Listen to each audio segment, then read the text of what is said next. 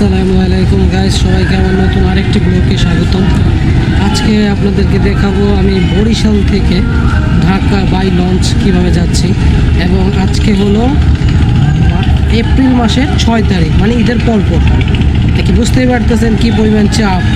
এবং বরিশাল লঞ্চ ঘাটে প্রচুর পরিমাণে মানুষ, এবং লঞ্চ আছে ঘাটে প্রায় 60টার মতো। তারপরে মানুষের উপচে পড়া ভিড়। আজকে আপনাদের দেখাবো যে আমাদের লঞ্চে কী পরিমাণ মানুষ ট্রাভেল করে ঈদের সিজনে। জাস্ট শুধু ঈদের সময়ই এত মানুষ আপনারা পাবেন, অন্যথায় কিন্তু মানুষ পাওয়া যায় না। আজকে আমি যে লঞ্চে ট্রাভেল করতেছি সেটা হলো কীর্তনখোলা 10। অন্য কোনো লঞ্চে কেবিন পাইনি, শুধু ওই লঞ্চেই একটা কেবিন ম্যানেজ করছি। ফ্যামিলি ছিল, ফ্যামিলি ভিআইপি কেবিন। আজকে আপনাদেরকে ভাড়া সম্বন্ধে সব বলে দেবো এবং আপনাদের পুরো জার্নিটাও দেখাবো। সাথেই থাকবেন ইনশাআল্লাহ।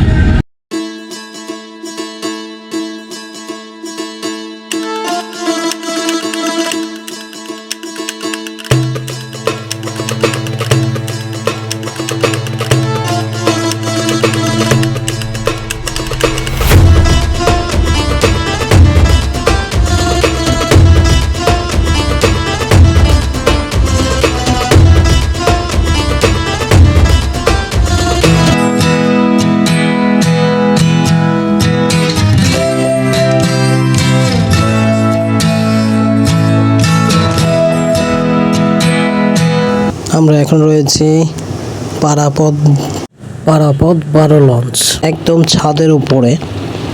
দেখতেছেন ছাদটা কিন্তু বিশাল আকারের ছাদ, এবং ছাদের মধ্যে রয়েছে এসির বিভিন্ন যন্ত্রাংশ বা এসি, আরও বিভিন্ন রকম ইঞ্জিনের যে ধোঁয়া বেরোয় এটাও রয়েছে এখানে। আর পাশে রয়েছে কীর্তনখোলা নদী। আর আমার ডান দিকে দেখা যাচ্ছে রোস্তম, যেটা বাংলাদেশের 1 নম্বর উদ্ধারকারী জাহাজ। আর এটা হলো ইঞ্জিনের যে ধোঁয়াটা বেরোয় সে পাইপ। আর এইখানে ব্রেক বা বিভিন্ন যন্ত্রাংশ রয়েছে লঞ্চের। এবং ওই পারে রয়েছে দেখতেছেন কাউয়ার চর, এটা হলো আর বরিশালের নৌকার ওই পারে, নদীর ওই পারে রয়েছে। আর এটা হলো ইঞ্জিনের যে ধোঁয়াটা বেরোয় সেটা সেফটি গার্ড। এবং এই পাশে দেখতেছেন আরও অনেকগুলো লঞ্চ রয়েছে। আর এটা হলো কীর্তনখোলা নদী, এবং পুরো ছাদটি দেখতেছেন। আজকে সম্ভবত ছুটির দিন শেষ, আজকে অফিস ডে চলতেছে, এর জন্য এখন বিকেলবেলা মোটামুটি ভিড় দেখা যাচ্ছে। তারপর প্রত্যেকটা লঞ্চের যে ডেকের যে সাইডগুলো সেগুলো ভরে গিয়েছে। এখন বিভিন্নভাবে মানুষজন জায়গা খোঁজার জন্য ব্যস্ত হয়ে গেছে। সন্ধ্যার পরে দেখতে পারবেন যে কি পরিমাণ মানুষ লঞ্চগুলোর মধ্যে যাত্রা করবে। এটা হলো বরিশাল লঞ্চ ঘাটের সামনের প্ল্যাটফর্ম, যেটাকে টার্মিনাল বলা হয়। দেখতেছেন উপচে পড়া ভিড়, মানুষ খালি ঢুকতেছে লঞ্চে ওঠার জন্য। প্রচুর পরিমাণে ভিড় আজকে দেখা যাচ্ছে ঢাকা যাওয়ার জন্য। গতকালকেও খুব ভিড় ছিল, তো গতকালকে ছুটি শেষ দিন ছিল, আজকে অফিস ডে। তারপর অনেক মানুষ আজকেও ঢাকার দিকে যাচ্ছে। মোটামুটি অনেক মানুষ ঢাকার দিকে আজকেও যাবে। কোনো লঞ্চে কেবিন নেই, আমি যে লঞ্চে আছি সেই লঞ্চে কোনো রকম কেবিন পেয়েছি, খুব কষ্ট করে আর কি।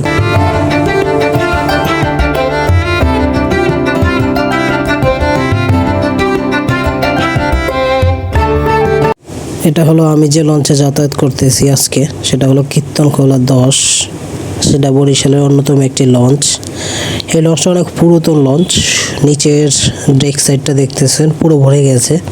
এখন অনেক যাত্রী তার চাদর বা বিছনা বা ব্যাগ ট্যাগ নিয়ে দাঁড়িয়ে আছে লঞ্চে জায়গা করার জন্য, কিন্তু লঞ্চে কোনো জায়গা নেই, পুরোপুরিভাবে ফিল আপ। দেখতেছে চাদর দিয়ে মানুষ বিছিয়ে বসে আছে।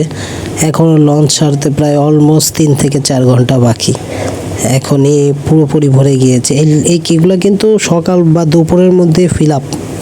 প্রত্যেকটা লঞ্চ যে বড় লঞ্চগুলো রয়েছে সেগুলো দুপুরের মধ্যে ফিল আপ হয়ে যায়, নিচের ডেক বা দোতলার ডেক বা কেবিনের সাইডের ডেকগুলো।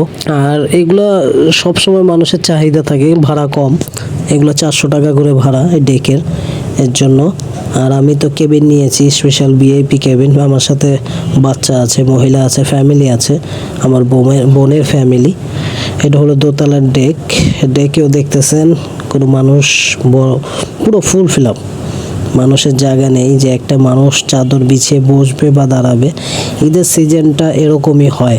আপনি কেবিন ছাড়া যদি এইখানে উঠতে চান বা এই ট্রেকেতে থাকতে চান, তাহলে আপনাকে সকালের দিকে আসতে হবে বা দুপুরের মধ্যে এসে জায়গা করতে হবে, তাইলে আপনি জায়গা পাবেন, অন্যথায় জায়গা পাবেন না। এখন আমরা ছাদের দিকে যাব, যে ছাদে কি অবস্থা দেখার জন্য।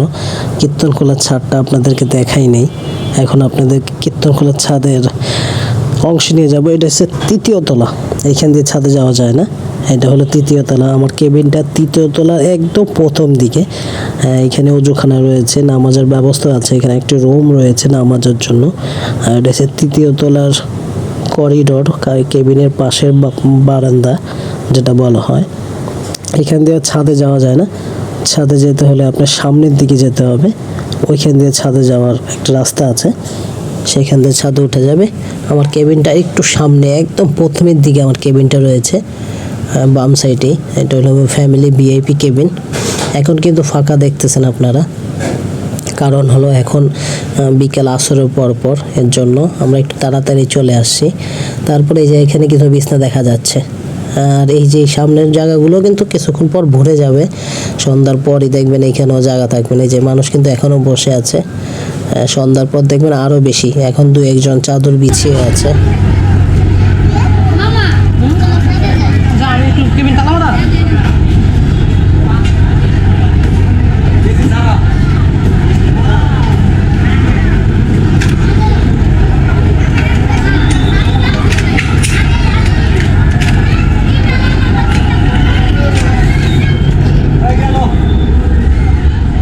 এটা হলো ভিআইপি ফ্যামিলি ভিআইপি কেবিন। আপনারা কেবিনটা দেখতেছেন, এখন এটা লাগাই দেন। এটা হলো ফ্যামিলি ভিআইপি কেবিন, আপনারা দেখতেছেন। এখানে একটি এসি রয়েছে পার্সোনাল, এবং চারিদিকে পর্দা দিয়ে খুব সুন্দর। এবং দেখতেছেন এখানে একটা সুন্দর বেড আছে।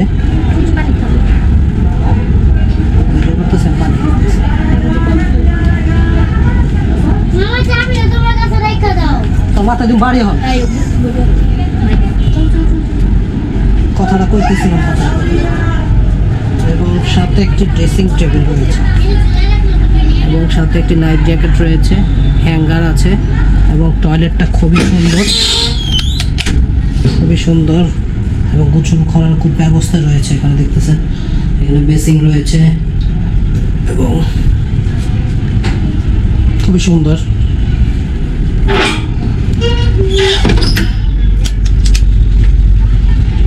এই কেবিনটার ভাড়া পড়েছে 4050 টাকা, এবং এই কেবিনটা রয়েছে একদম মাথার দিকে। এখন রয়েছে কীর্তনখোলার 10-এর একদম সামনে, ড্রাইভার যেখানে থাকে মাস্টার রুম, সেটার সামনে একটা অংশ আছে, সেখানে আছি। এবং আপনাদেরকে দেখাচ্ছি ড্রাইভারের যে মাস্টার রুম, সেটা আপনাদের দেখাচ্ছি যে ওনাদের রুমটা কিন্তু অনেক বড়। এখানে 3-4 জন মাস্টার থাকে বা ড্রাইভার, তারা লঞ্চটা পরিচালনা করা হয়, এবং একজন এই যে কাজ করতেছে। এখানে অনেক অত্যাধুনিক টেকনোলজি রয়েছে যেগুলোর দ্বারা লঞ্চ পরিচালনা করা হয়, যেন কোনো সমস্যা না হয়। জিপিএস, সিগন্যাল বা আরও অনেক রকম জিনিস এখানে রয়েছে, রাডার রয়েছে। আর এটা হলো কীর্তনখোলা 10-এর ছাদের, এখানে একটা ক্যান্টিন রয়েছে, স্ন্যাক্স ট্যাঙ্ক বা বিভিন্ন আইটেম পাওয়া যায়। এবং নিচে 3 তলাও আছে একটি ক্যান্টিন, চিপস, কফি, পানি, এই ধরনের খাবার। এটা হলো কীর্তনখোলা 10-এর লঞ্চের ছাদের অংশ। এইখানেও কিন্তু যে মানুষ চাদর বিছিয়ে রাখছে, মোটামুটি নিচে ফুল আপ। এখন উপরের দিকে মানুষ। এখন দেখতেছেন আপনারা সন্ধ্যার পরের দৃশ্য। একটু বাইরে গিয়েছিলাম, এখন এসে দেখি যে মানুষ আর মানুষ, তিল পরিমাণ জায়গা নাই টার্মিনাল পুরো ফুল আপ, মানুষের পা রাখার জায়গা নাই। যে মানুষ কিভাবে লঞ্চ উঠবে এবং এইখানে মানুষ কিভাবে যাতায়াত করবে, আপনারা দেখতেছেন যে কি পরিমাণ ভিড়। এই ভিড়েই কিন্তু ঈদের সময়টাই এরকম মানুষের একটা চাপ থাকে বেশি, কারণ অন্য গাড়িগুলো যেগুলো রয়েছে সেগুলোর সিট বা টিকিট পাওয়া যাচ্ছে না। এই জন্য বিকল্প ব্যবস্থা হিসাবে মানুষ লঞ্চে যাতায়াত করতেছে। সিজন ছাড়া কিন্তু লঞ্চে এত ভিড় আপনি দেখবেন না। বরিশাল লঞ্চ টার্মিনালটা একটু ছোট, ঢাকার তুলনায় বা অন্যান্য টার্মিনালের তুলনায়। তারপরে এখানে প্রায় 10টা লঞ্চ আসবে। আজকে প্রায় 10টা লঞ্চ এখান থেকে ছেড়ে যাবে। গতকালকেও এখান থেকে 10টা লঞ্চ ছেড়ে গিয়েছে। কি পরিমাণ ভিড়, মানুষের একটা চাপ। তাই কোনো রকম ঠেলে ঠুলে কিছু জিনিস আনতে গিয়েছিলাম। আর এটা হলো কেবিনের ভিআইপি বা নর্মাল কেবিনে ওঠার রাস্তা, কীর্তনখোলা 10। এখানে চাবি নিয়ে বসেছিল উনি। এবং এই যে দেখতেছেন সন্ধ্যার পরের দৃশ্য, যে মানুষ কেবিনের সাইডে চাদর বিছিয়ে বসে আছে। মানে এখন তো কোনো মতেই কোনো জায়গায় জায়গা নেই, এই জায়গাগুলো বাদে এইখানেও পুরো ফুল ফিল আপ। তারপরে কিছু জায়গা বাকি রয়েছে, সেখানে কেবিনের পাশে হয়তো অন্য অন্য জায়গায় আপনারা দেখতে পারবেন যে আসলে মানুষ। যে এটা হলো 3তলার এই যে ক্যান্টিন, আর 3তলার এক পাশ হলো এইখানে, আর এক পিছনেও কিছু জায়গা রয়েছে। এখানে কিন্তু মোটামুটি ফুল ফিল আপ। দেখতেছেন চাদর বিছিয়ে বসে আছে। লঞ্চ ছাড়তে প্রায় এখনও ঘন্টা দেড়েক সময় বাকি আছে। আর মানুষের কি পরিমাণ ভিড়, আসলে এত মানুষ গ্রামের বাড়িতে যায় বা ঢাকা শহরে আবার আসে। নারীর টানে বাড়িতে যাওয়া একটা অন্যরকম অনুভূতি। মানুষ গ্রামের বাড়িতে যায় ঘোরার জন্য, ফ্যামিলির সাথে ঈদ উদযাপন করার জন্য। আমরা গেছিলাম, আমার ফ্যামিলি, বোনের ফ্যামিলিকে অনেকদিন গ্রামের বাড়িতে যায় না, তাই তাদের নিয়ে ঘুরে আসলাম। এখানে মানুষ, এটা সুন্দরবন 10, এই লঞ্চে কেবিনের জন্য গিয়েছিলাম, বাট ওনাদের কেবিনও পাইনি। তো কোনো রকম কীর্তনখোলার 10-এর এই লঞ্চটায় কেবিন পেয়েছি আলহামদুলিল্লাহ। আর মানুষ দেখতেছেন আপনারা, চারিদিকে কি পরিমাণ মানুষ। তা চিন্তা করেন এই লঞ্চ টার্মিনালে। এমবি মানানি লঞ্চটি এখন ছেড়ে দিয়েবে, তাদের ছাড়ার সময় হয়ে গেছে। এখন 8টা 15 বা 20 বাজে। এই লঞ্চটা এখন ছেড়ে দেবে। তার পিছনে রয়েছে পারাপথ 12। এই লঞ্চটি আজকের যাত্রা নাই। তারপরে এই লঞ্চটির পিছনে এসে দাঁড়ালো এবং এই লঞ্চটাকে জায়গা দিতে পারছে না। এখন এই লঞ্চ না সরা পর্যন্ত মানানি বেরোতে পারবে না। এই লঞ্চটা এখন সামনের দিকে আসতেছে, যেটা পারাপথ 12 আপনারা সামনে দেখতেছেন। হ্যাঁ, পারাপথ 18 সম্ভবত, ভুল বলছি, দুঃখিত। পারাপথ 18 এটা। আর আমি দেখতেছি লঞ্চ দুটোর মধ্যে কিন্তু ধাক্কা লেগে যাবে, বাড়ি খাবে আর কি মনে হচ্ছে। কারণ জায়গা, পর্যাপ্ত বোলিং জায়গা নাই যে এই লঞ্চটা বেরোবে। হ্যাঁ, বাড়ি খেয়ে গেল এবং লঞ্চটা আঘাত আনলো। লঞ্চটার কোনোটা কিন্তু ভেঙে গেল, দেখা যাচ্ছে দূরের থেকে, আমি দেখতে পাচ্ছি লঞ্চের এক কোণা ভেঙে গেল। তারপর মানালি ইঞ্জিনটা ব্যাকে দিচ্ছে, লঞ্চটা একটু হয়তো বা সাইড টাইড কেটে বের হয়ে যাবে, মনে হচ্ছে বের হয়ে যাবে। হ্যাঁ, বের হয়ে যাবে ধাক্কাধাক্কি করে। যাই হোক, লঞ্চটা এখন বের হয়ে যাচ্ছে, মানালি ছেড়ে যাচ্ছে বরিশাল লঞ্চঘাট ঢাকার উদ্দেশ্যে। এটাই সর্বপ্রথম ছেড়ে যাচ্ছে মানালি। দেখা যাক, পারাপথ 18 আর মানালির মধ্যেই একটু সংঘর্ষ হচ্ছে, লঞ্চ সংঘর্ষ। এই প্রথম দেখেন আপনারা, লঞ্চ সংঘর্ষটা আসলে খুবই কমন একটা জিনিস। লঞ্চে ধাক্কা লাগেই, এটা স্বাভাবিক। বের হয়ে গেল। এখন পারাপথ 18 আস্তে আস্তে ঢুকতেছে টার্মিনালের দিকে, আর মানালি বের হয়ে যাচ্ছে।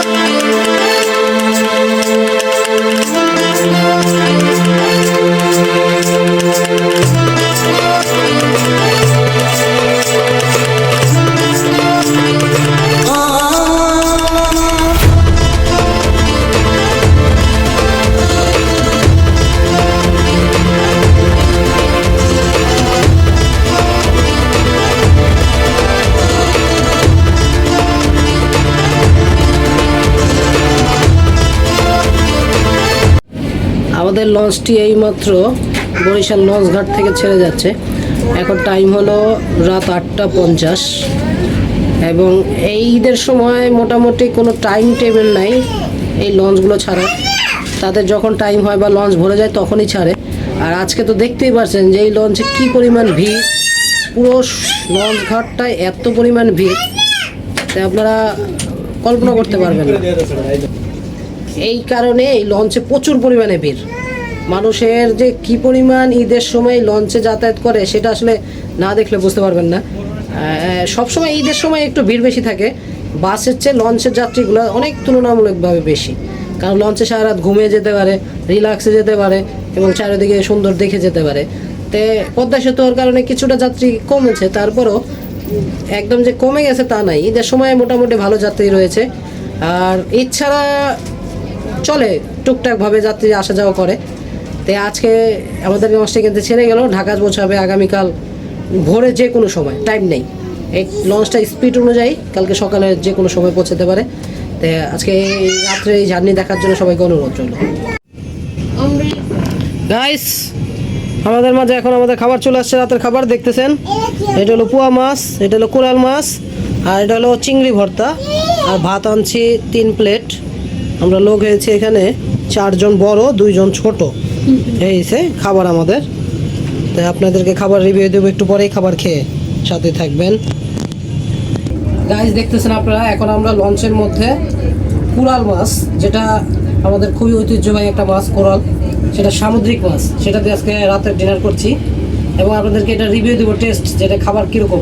সাথে চিংড়ি মাছের ভর্তা আছে এবং লেবু সালাদ, এগুলো তো আছেই লঞ্চের খাবারের মধ্যে। এগুলো এতে সার্ভিসগুলো খুবই ভালো, আপনাদের খুব সুন্দরভাবে সার্ভিস দিবে এবং এই খাবারগুলো পরিবেশন খুবই সুন্দর।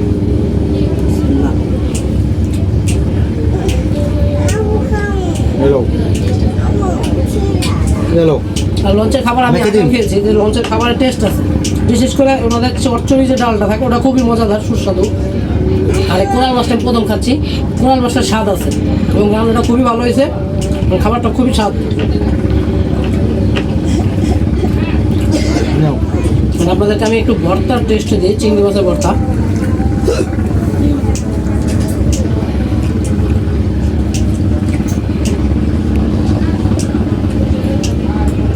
হ্যাঁ, চিংড়ি মাছের ভর্তাটা খুব সুস্বাদু, মজাদার। আপনারা লঞ্চের খাবার যদি চাল খেতে পারেন, খারাপ না, খুব ভালো মানেরই খাবার। আপনার বাসায় যেরকম খান সবসময় ওরকমই মনে হবে। ডাল, মাছ, এই সব জিনিসগুলোই খুব সুস্বাদু খাবার, একদম বাসার মতোই। এর আগে আমি খেয়ে দেখছি যে এদের খাবারগুলোর মধ্যে মান ভালো, হয়তো দামটা একটু রিজনেবল বা একটু বেশি অন্য অন্য জায়গা থেকে লঞ্চের খাবার। কারণ এই লঞ্চের যে জিনিসগুলো আনে তারা অনেক কষ্ট করে বা অনেক ক্যারি করে এই জিনিসগুলো আনতে হয় বা এগুলো রাখে, তারপরে এগুলো আসলে রান্না করে বিক্রি করে, এর জন্য হয়তো বা হ্যাঁ এই জিনিসগুলো খাবার দামটা বেশি। আর ভাড়ার বিষয় আর কি, কারণ এগুলো আনতে হলে অনেক খরচ পড়ে যায় লঞ্চে, এগুলো রাখা বা ক্যারি করা, এর জন্য এই জিনিসগুলোর দাম বেশি।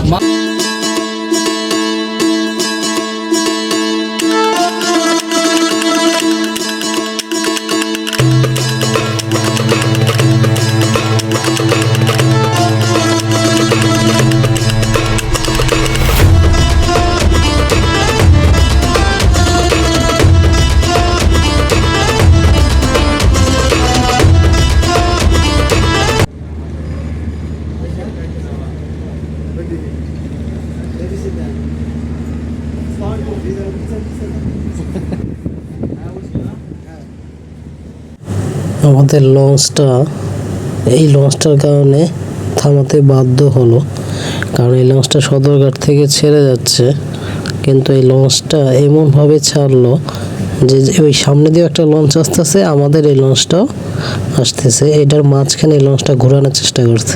এইভাবেই দুর্ঘটনা হয়। এই লঞ্চটার কারণে আমাদের লঞ্চটা একদম থামিয়ে ফেলেছে, ইঞ্জিন বন্ধ করে দিয়ে থামিয়ে ফেলছে একদম, জানি এটার সাথে বাড়ি না খায়, নাহলে এটার সাথে বাড়ি খেলে লঞ্চটা দুর্ঘটনার শিকার হতো, যে কোনো একটি দুর্ঘটনা হয়ে যেত। চিন্তা করেন, এই ড্রাইভার, এই যে মাস্টার, এর মাথায় বুদ্ধি তো নাই। লঞ্চটা, ওই সামনের লঞ্চটা আর এই লঞ্চটা, দুইটা লঞ্চের মুখোমুখি সংঘর্ষ হওয়ার চান্স ছিল, এই কারণে আমাদের লঞ্চটা একদম থামায় ফেলছে। দেখছেন এই লঞ্চটা, ড্রাইভারের মাথায় কোনো মতে বুদ্ধি নেই। ওই যে লঞ্চ সামনে একটা আসতেছে, এতগুলো যাত্রী নিয়ে আমরা কিন্তু একদম সদরঘাট লঞ্চ টার্মিনালে চলে আসলাম।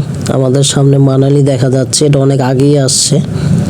এখন এই মানালির মাঝখান দিয়ে আমাদের লঞ্চটা ভিতরের দিকে ঢুকবে।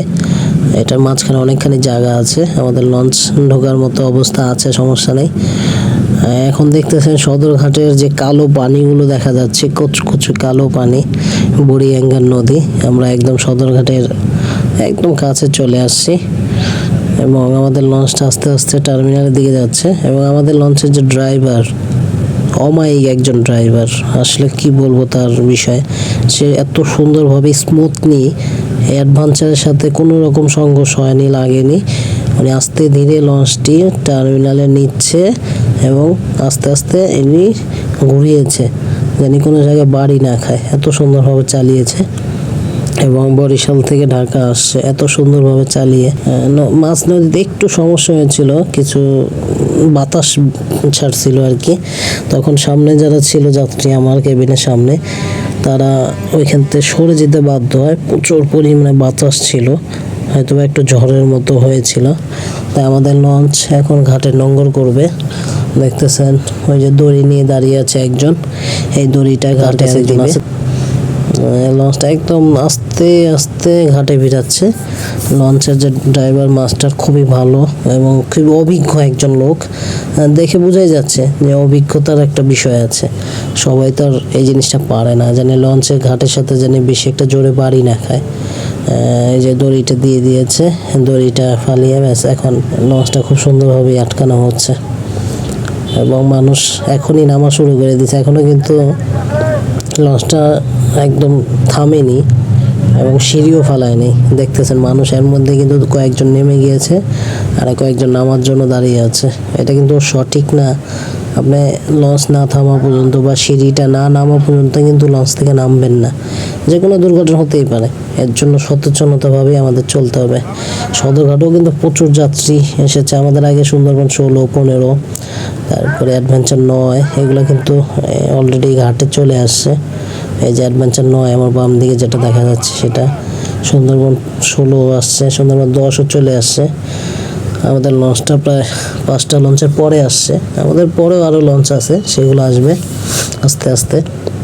তা আমরা মোটামুটি এখন বাজে ভোর 4:30টার মতো, লঞ্চটা মোটামুটি ঘাটে চলে আসছে।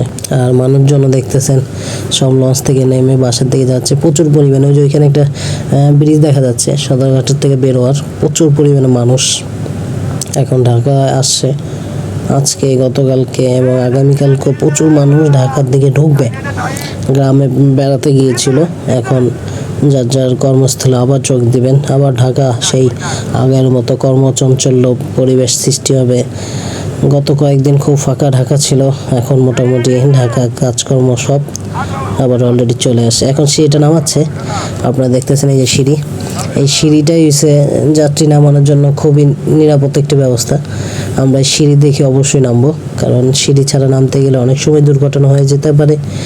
আমরা কোনো তাড়াহুড়া করবো না, আস্তে ধীরে নামবো। অনেক সময় লঞ্চ কর্তৃপক্ষ বলে মাইকে যে তাড়াতাড়ি নামেন, আমরা আবার বরিশালের দিকে রওনা দিব। আপনি আপনার মতো আস্তে ধীরে সুন্দরভাবে নামবেন। বেশি তাড়াহুড়া করে নামতে গেলে আবার দেখা যায় অনেক কিছু মিসিং হয়ে যেতে পারে বা অনেক সমস্যা তৈরি হতে পারে। এই যে এই কাঠগুলো, সিঁড়িগুলো নামাচ্ছে, নামালেই যাত্রী আস্তে আস্তে নামবে। তে আমাদের যাত্রা এই পর্যন্তই এবং আমরা আস্তে ধীরে নামবো। আমরা জিজ্ঞেস করছিলাম স্টাফকে, আপনারা ভিআইপি যাত্রী, আপনারা আস্তে ধীরে নামবেন, সমস্যা নেই। আমাদের ভিআইপি কেবিনের ভিআইপি যাত্রীদের একটা অন্যরকম রেসপেক্ট আছে। খুব ভালো সুন্দর যাত্রা ছিল আজকে আলহামদুলিল্লাহ, এবং মানুষও খুব, আমরা আস্তে ধীরেই নামবো। আমাদের সাথে বাচ্চা আছে, বাচ্চা ঘুমাচ্ছে, তাই আমরা আস্তে ধীরে সুন্দরভাবে নামবো ইনশাআল্লাহ। অবশ্যই ভিডিওটা যদি ভালো লাগে, ভিডিওটা যদি আপনাদের পছন্দ হয় একটা লাইক করবেন, কমেন্ট করবেন, অবশ্যই আমার চ্যানেলকে সাবস্ক্রাইব করবেন এবং আপনাদের পরামর্শ আমার একান্তই কাম্য। আপনারা পরামর্শ দিয়ে আমাকে সহযোগিতা করবেন ইনশাআল্লাহ। সদরঘাটের পরিস্থিতি খুবই ভালো এবং এখানে সিকিউরিটি খুব ভালো। এখানে ফায়ার সার্ভিসের লোক রয়েছে, নিরাপত্তা বাহিনীর লোকজন, পুলিশ, অন্যান্য সংস্থার লোকজন এখানে রয়েছে। এখন ভোর, তারপরে ওনারা সারা রাত ডিউটি করতেছে যতটুকু আমি দেখছি। এখানে একজন ফায়ার সার্ভিস কর্মী প্রত্যেকটা লঞ্চের সামনে একজন করে দাঁড়িয়েছিল। গুড মর্নিং সবাইকে। আমাদের লঞ্চ কিছুক্ষণ আগেই ঢাকা সদরঘাট লঞ্চ টার্মিনালে পৌঁছানো। তখন বাজছিল 4:40 এসে লঞ্চটা পৌঁছেছে। আমাদের আগে অলরেডি প্রায় 5টা লঞ্চ সদরঘাটে এসে পড়েছিল। তাই আমাদের লঞ্চটা প্রায় 5টা লঞ্চের পরে আসলো। ওভারঅল জার্নিটা খুব ভালো ছিল। আমাদের কেবিনটা ছিল ভিআইপি ফ্যামিলি কেবিন। এটার ভাড়া ছিল 4,500। তা আপনাদের টোটাল যে ভাড়াগুলো আছে বিভিন্ন রেটের বিভিন্ন কেবিন পাওয়া যায়। তা আমরা যে কেবিনটা নিয়েছি সেটা হচ্ছে ফ্যামিলি ভিআইপি ছিল, সেটা ভাড়া ছিল 4,500। ঈদের জন্য একটু বেশি হয়তো বা, ঈদ ছাড়া এগুলো আরও কম থাকে। আর খাবার দাবার যেগুলো খেলাম সেটার বিল ছিল প্রায় 900 টাকা। খাবার পানি বিভিন্ন সহ 900 টাকার মতো বিল ছিল এবং সার্ভিস খুবই ভালো সার্ভিস দিয়েছে। ভিআইপি গেস্ট ভিআইপি কেবিনে যাচ্ছে তো ভিআইপি সার্ভিস তো ভিআইপি দেবে, একটু পর খালি স্যার কী লাগবে এরকম আর কি চলতেছিল, ভালোই লাগতেছিল এবং আমাদের সার্ভিসটা মোটামুটি ভালো ছিল। জার্নিটা খুব ভালো ছিল। কিন্তু রাতে প্রায় 3টা-3:30টার দিকে কিছুটা নদীতে বাতাস ছিল প্রচুর পরিমাণে। তাই সামনের অংশে যে যাত্রীগুলো থাকে, যেখানে লাইট থাকে, সেই যাত্রীগুলো আর কি একটু সরে যায় কারণ প্রচণ্ড বাতাসের কারণে। ওভারঅল মোটামুটি ভালো ছিল এবং প্রায় রাত 8:50 লঞ্চ ছেড়ে 4:40 এসে সদরঘাটে নামায়। যদি ভিডিওটা ভালো লাগে অবশ্যই লাইক, কমেন্ট, শেয়ার, সাবস্ক্রাইব করতে ভুলবেন না। আরও নতুন ভিডিও পাওয়ার জন্য অবশ্যই বেল আইকনটা চাপ দিয়ে রাখবেন, জানি সাথে সাথে নোটিফিকেশনটা চলে আসে। আজকে এই পর্যন্তই। আরও কিছু জানার থাকলে বা আরও কোথায় লঞ্চ জার্নি বা ট্রেন জার্নি বা বাস জার্নি দেখতে চান, কমেন্টের মাধ্যমে জানাতে পারেন। আল্লাহ হাফেজ।